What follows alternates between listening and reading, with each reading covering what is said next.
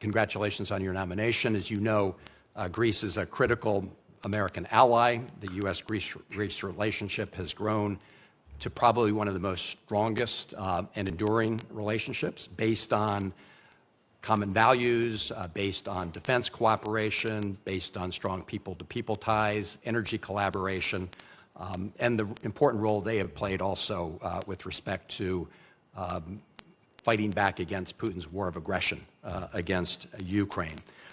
And that last point indicates that Greece also plays an important regional role. So your responsibilities as ambassador, of course, are to deepen the bilateral relationship or to support that, but also take a look at the broader picture. And recently, Turkey submitted a maritime spatial plan to UNESCO that reflects maritime claims that have been disputed by Greece. Are you aware of that plan that was submitted? Senator, thank you for the question. I'm aware of the plan. I am not deeply familiar with the plan because I have not been confirmed, and if confirmed, that is one of the areas that I want to work with the senators and congressmen and the talented people at the State Department, Secretary Rubio, to make sure that we have a strong command of that situation as well. And with Ambassador Barak. I appreciate that. So I guess one question would be the approach that you take, because a lot of the actions Turkey has taken, both respect to intrusion into Greek airspace, into Greece's waters, obviously create possibilities of conflict, which we'd hope to avoid. Do you agree that as we approach these kind of issues, that we should do it based on the international law? In other words, the international rules of the road with respect to maritime rights? Thank you for the question. As a former prosecutor, I've been an attorney for, 30 plus years. I have the utmost respect for the rule of law. I believe it should be adhered to. And then there is the additional aspects to consider of what is the State Department policy, what is the position of the President of the United States as it relates to American interests. Will it make us stronger, safer, more prosperous? All of those need to be applied to these complex matrices to make sure that we know that we are acting in the best interests of the United States. And because Greece is so important and pivotal geopolitically, it is a key place in the region that must be respected. And I am a strong believer that we are sending a message to the rest of the world if we do not treat our most strongest and strategic and consistent and steadfast allies like Greece in an appropriate manner to honor and respect the commitment that they have made to the United States of America, and as you mentioned, with our shared values. Yeah. This is of pivotal importance. And I do believe, again, speaking privately and not as a confirmed ambassador, if confirmed, I would work very hard to make sure that we are really keeping that distinction about who has been acting in the best interests of the United States of America in accordance with the President's viewpoints, in accordance with our national and security interests and foreign policy interests. And I think there's a strong juxtaposition between allies who have and haven't. I appreciate that. I just want to underscore the fact that Greece sees it in its interests to apply international law, international maritime law. And I would hope that the U.S. position is that we also respect maritime law and not support or look the other way when that's being violated. But your answer, of course, opened the door to looking the other way and, depending on other factors. So let me I need to turn to Ambassador Blanchard, and I know Senator Booker covered some of this. As you know, the President's budget, envisions very deep cuts to the UN generally, including deep cuts to the UN humanitarian and food programs. Among the UN entities that you'll be responsible for, working with is the World Food Program, which, as you know, is headed by an American who I believe is doing a very good job, Cindy McCain. But the World Food Program is currently facing a 40% overall funding cut. The projections are that as many as 58 million people will be put at greater risk of starvation.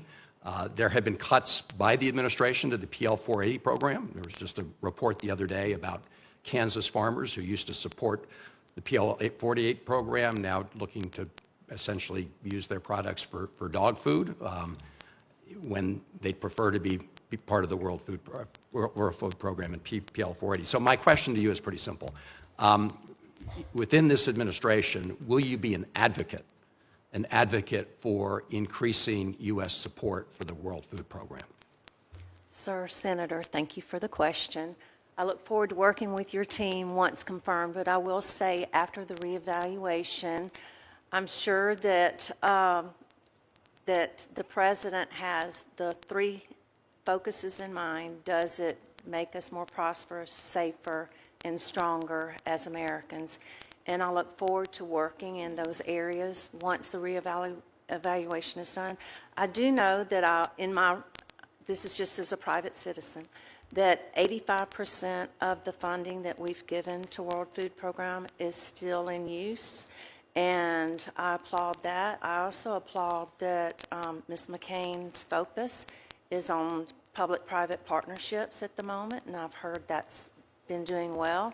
I see that as a wonderful addition to World Food Program and look forward to partnering with her as leader of the program, and certainly after the reevaluation would really want to immediately get engaged with this committee on where we need to focus as a team, because it is critical.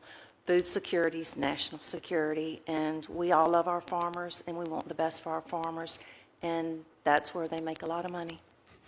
Mr. Chairman, All right, I look forward there to is no working with you. question, Thank you, Mr. Chairman. but that cybersecurity and protecting the privacy of Americans' healthcare records are important issues that need to be dealt with.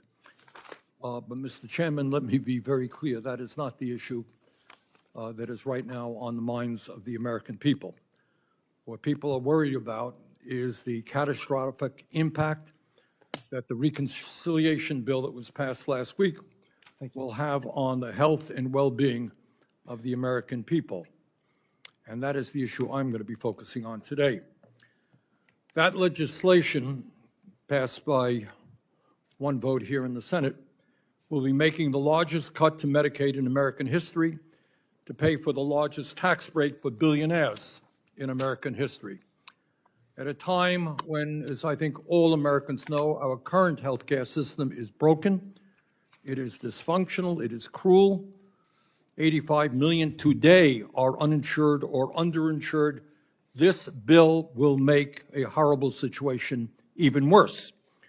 This legislation will cut Medicaid and the Affordable Care Act by more than $1.1 trillion. The nonpartisan CBO has estimated that this bill, along with the expiration of the enhanced premium tax credits of the ACA, will cause 17 million people to lose their health insurance. All right? 85 million today, uninsured or underinsured. Only major country on earth not to guarantee health care to all. 17 million more will be uninsured. Researchers at the Yale School of Public Health and healthcare economists at the University of Pennsylvania have found that these healthcare policies, and I almost hesitate to say these things because people are not going to believe it, because it is too cruel, too unimaginable. But they are estimating that this bill will cause over 50,000 people in our country to die unnecessarily every year. And that's what happens when you can't get to a doctor. And I'm delighted that one of the lead researchers of this report, Dr. Allison Galvani, is here with us today to talk more about that study. Mr. Chairman, it is not rocket science. You're a doctor, you know this. If people don't have access to health care, if they can't get to a doctor when they need to, people will suffer and tens of thousands will die. It happens today. It will only get worse.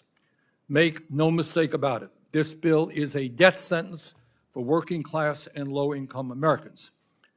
Further, as a result of this bill, it is estimated that more than 300 rural hospitals are now at risk of closing down altogether or substantially reducing their services. That is not my estimate. That is what the Center for Health Services Research at the University of North Carolina recently estimated. And we are already beginning to see the devastating impact this bill will have on rural America. The Curtis Medical Center in southwest Nebraska has already announced that it will be shutting down because it cannot withstand the cuts to Medicaid contained in this bill. And it's not just rural hospitals that are now in crisis as a result of this legislation. According to a recent study from the American Healthcare Association, as a result of this bill, 27% of nursing homes, I can tell you that in Vermont, nursing homes are in desperate shape today, and I suspect that's true all over the country. They are estimating that 27% of nursing homes have indicated that they will be forced to close their doors, and 58% will have to reduce staff. And it's not just nursing homes. Healthcare researchers at the Millikan Institute of Public Health at George Washington University have found that this bill will be a disaster for community health centers, something that many of us feel very strongly about, providing primary care to 32 million low-income and working-class Americans. They have estimated, Millikan Institute, that as a result of the passage of this bill, over 40% of community health center sites will shut down. Today, there are over 15,000 community health center clinics throughout America. This could result in the shutting down of some 9,000 of them. And it's not just community health centers, not just nursing homes, not just individuals. This legislation will substantially increase the uninsured rate in every state in this country. As a result of this bill, the uninsured rate in my own state of Vermont, which has one of the lowest uninsured rates in the country, will go from 3.3 to 6% uninsured. In Louisiana, the chairman's state, the uninsured rate will go from 6.7 to 12.4%. In Florida, will go from 10.4 to 18.8%. In Texas, second largest state in this country, uninsured rate will go up to 20%. In the United States, in the richest country in the history of the world. And on and on. So, Mr. Chairman, this is an issue that needs to be explained to the American people, and I look forward to discussing it with all of our panelists. Thank you. I will take advantage of explaining some of the things in there which are not true, but this hearing is about cybersecurity. And I hope our witnesses will limit their remarks to that. If not, we will suffer through them otherwise. This hearing is about health care in America, and I hope the witnesses will tell us the truth about what's going on today. And so, again, to our